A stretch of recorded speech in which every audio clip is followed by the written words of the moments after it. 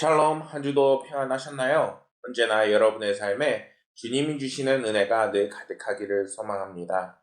날씨가 많이 추워졌습니다.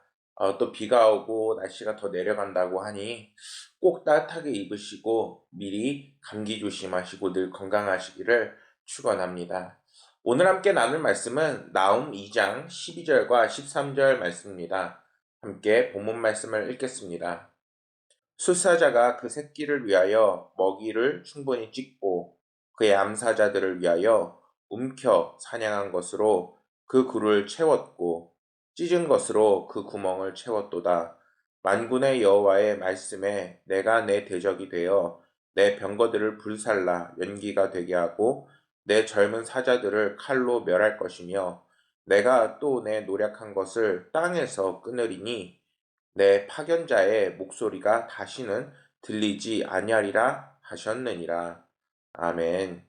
오늘은 성도의 편이 되신 하나님이란 제목으로 말씀을 나누고자 합니다. 오늘 말씀에서 보면은 성경은 숫사자가 그 새끼를 위하여 먹이를 충분히 찢고 그의 암사자들을 위하여 움켜 사냥한 것으로 굴을 채웠다. 그리고 그 구멍을 채웠도다라고 말씀하고 있습니다. 이것은 아수르 왕과 그 사람들이 다른 나라를 정복하고 약탈하고 있는 모습을 전하고 있는 말씀입니다. 이 말씀은 그들이 약탈을 하고 다른 나라의 것을 빼앗는 그 이유가 자신들의 집을 채우기 위해서 만족스러운 삶을 누리기 위해서 이러한 약탈을 하고 있다는 것입니다. 고고학을 살펴봐도 과거 아수르 제국의 위용이 아주 대단했다는 것을 알 수가 있습니다. 그것은 성경적으로나 고고학적으로나 증명된 사실이죠. 이러한 아수르 제국의 전성기는 정말 영원할 것처럼 그때 당시는 생각되었다고 합니다. 그러나 아수르 제국은 결코 영원하지 못했어요. 어떻게 됐죠? 바로 바벨론이라는 신흥 강국이 일어나서 결국 니누의 성을 무너뜨리고 결국 무너지게 되고 맙니다. 그러니까 흥망성쇠가 참 알다가도 모를 일이 참 나타나는 것이죠. 그런데 이때 우리가 분명히 알아야 할 것이 있는데 아수르라는 한 국가가 무너지게 된 것은 그들이 또 세계 정세가 자연스럽게 그렇게 된 것처럼 보이지만 실제로는 하나님께서 그들을 무너뜨리겠다라고 하는 그 말씀을 지키셨다는 것입니다. 하나님께서 그들을 사자에 비유한 그 표현하는 것으로 얼마나 강한 힘을 갖고 있는지를 오늘 말씀하고 있지만 결국에는 이런 약육강식의 그 논리를 통해서 살아나가는 저 민족들을 하나님께서는 가만 놔두지 않는다고 분명하게 말씀하십니다. 13절 말씀입니다. 만군의 여호와의 말씀에 내가 내 대적이 되어 내 병거들을 불살라 연기가 되게 하고 내 젊은 사자들을 칼로 멸할 것이며 내가 내 노력한 것을 땅에서 끊으리니 내 파견자의 목소리가 다시는 들리지 아니하리라 하셨느니라. 하나님께서는 욕심만을 쫓아 자기들만 아는 이 민족들을 정말 이제는 징벌하시고 결코 그 모든 것들을 다 빼앗으시겠다라고 분명히 예언을 하셨다는 것입니다. 뿐만 아니라 그 젊은 사자들마저도 멸하신다라고 말씀하고 계시죠. 결국 하나님께서는 그들을 아주 철저하게 무너뜨리겠다라고 말씀하고 계시는 겁니다.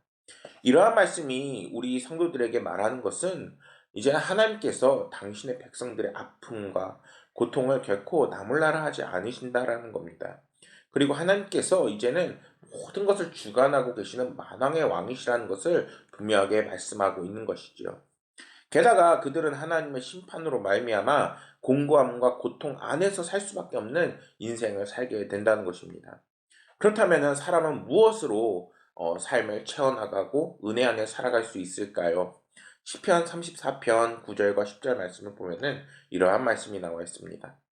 너희 성도들아 여호와를 경외하라. 그를 경외하는 자에게 부족함이 없도다. 젊은 사자는 궁핍하여 줄일지라도 여호와를 찾는 자는 모든 좋은 것에 부족함이 없으리로다. 주님께서 말씀하시죠. 누구에게 부족함이 없다? 여호와를 경외하는 자에게 부족함이 없다라고 말씀합니다. 그 말씀은 오늘날에도 적용이 되는 거예요. 우리의 삶에 정말 부족한 것이 많아 보이고 또 세상에 질 것 같아 보이고 또 너무나도 위태위태해 보이는 우리의 인생이지만 하나님을 경외하는 자에게 하나님께서는 결코 정말 넘어질 것 같아도 일으켜 세워주시고 또 함께 해주시는 놀라운 은혜가 우리와 함께하게 되어 있습니다. 말씀을 준비하면서 이러한 글을 보게 되었어요.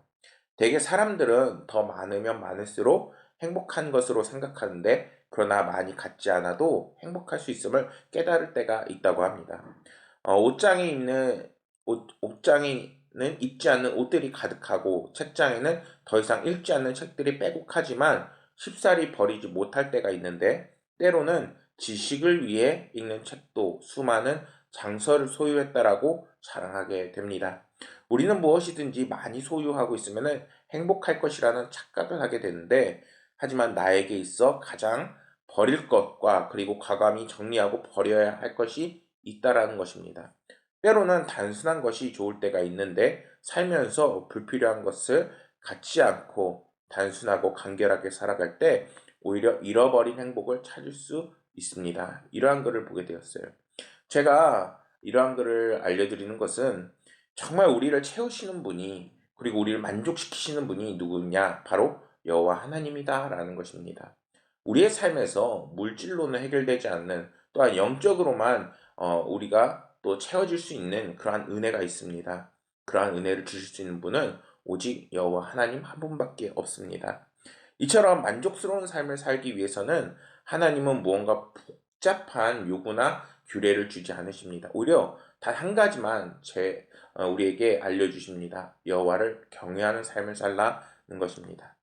사랑하는 여러분, 정말 하나님을 경외하고 다시 한번 영을 깨워서 정말 우리의 삶이 하나님께 나아가는 삶을 살고 있는지 한번 점검해 보길 소망합니다. 우리가 하나님의 뜻대로 살아가고 하나님을 경외하는 삶을 살아갈 때 하나님께서는 우리에게 정말 만왕의 왕이 되시고 힘이 되시고 능력이 되시는 은혜를 채워 나가실 것입니다. 이제는 그러한 은혜를 늘 받아 누려서 여러분들이 어디에 있든 무엇을 하든 하나님께서 축복하시고 함께 하시는 모든 성도가 되시기를 축원합니다. 감사합니다.